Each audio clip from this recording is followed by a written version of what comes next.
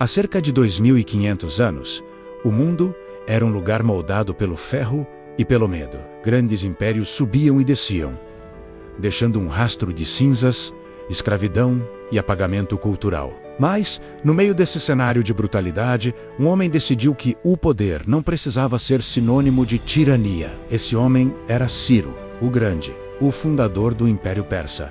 Bem-vindos ao A Lacuna da História. Eu sou seu guia nesta jornada profunda. E hoje não vamos falar apenas de datas e batalhas. Vamos falar da alma de um povo que, hoje, tenta desesperadamente se lembrar de quem realmente é. Se você olha para o Irã atual e sente que algo está fora do lugar, é porque existe uma lacuna monumental entre o que aquela terra foi destinada a ser e o que as imposições teológicas modernas tentam ditar.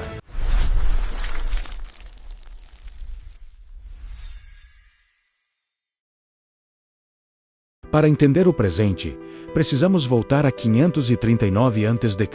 As muralhas da Babilônia eram consideradas intransponíveis, mas Ciro não as derrubou com ódio. Ao entrar triunfante na lendária cidade, ele fez o que nenhum conquistador antes dele ousou fazer. Ele não saqueou os templos.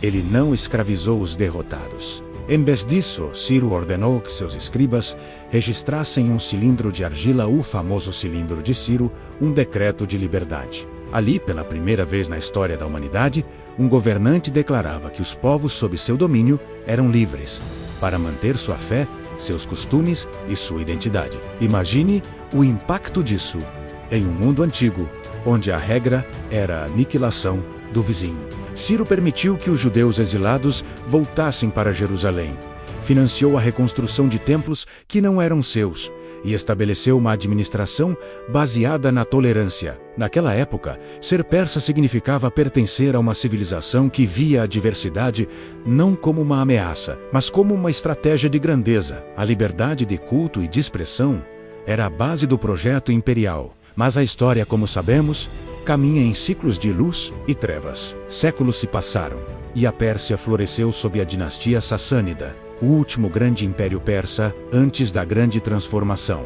Esse era um império de poetas, astrônomos e filósofos. Era uma sociedade que seguia os ensinamentos de Zaratustra, baseados em uma tríade simples, mas poderosa: bons pensamentos, boas palavras e boas ações. Nesse período, a mulher persa não era uma figura invisível. Rainhas como Borandurt governaram o império, e a arte persa influenciava desde o Império Romano até o Extremo Oriente. No entanto, no século VII, uma sombra começou a avançar sobre o planalto iraniano. O Império Sassânida, enfraquecido por guerras constantes, começou a ruir diante de novas forças invasoras que traziam uma visão de mundo muito mais rígida e exclusiva. Enquanto as cidades caíam e o último rei, Yazdegerd III, era perseguido pelas fronteiras de seu próprio domínio, algo extraordinário aconteceu nos bastidores da história. Enquanto os homens lutavam e morriam no campo de batalha, as mulheres da realeza tornaram-se as guardiãs da memória. Princesas como Neohesh, filhas do rei caído, perceberam que, se elas fossem capturadas, a identidade da Pérsia morreria com elas. Elas iniciaram então uma das fugas mais épicas e menos contadas da antiguidade. Carregando manuscritos sagrados, instrumentos musicais e o fogo simbólico de sua cultura, elas atravessaram as passagens geladas das montanhas da Ásia Central. Elas seguiram a Rota da Seda, enfrentando o frio, a fome e o medo constante da captura. Seu destino era a China, sob a sofisticada dinastia Tong, que na época era o único lugar no mundo capaz de rivalizar com o esplendor persa. Registros históricos chineses da época descrevem a chegada desses nobres persas com admiração. Eles criaram o que hoje chamamos de Pérsia no exílio. Na corte imperial chinesa, em Chang'an, essas princesas e seus seguidores não se tornaram apenas refugiados. Eles se tornaram conselheiros,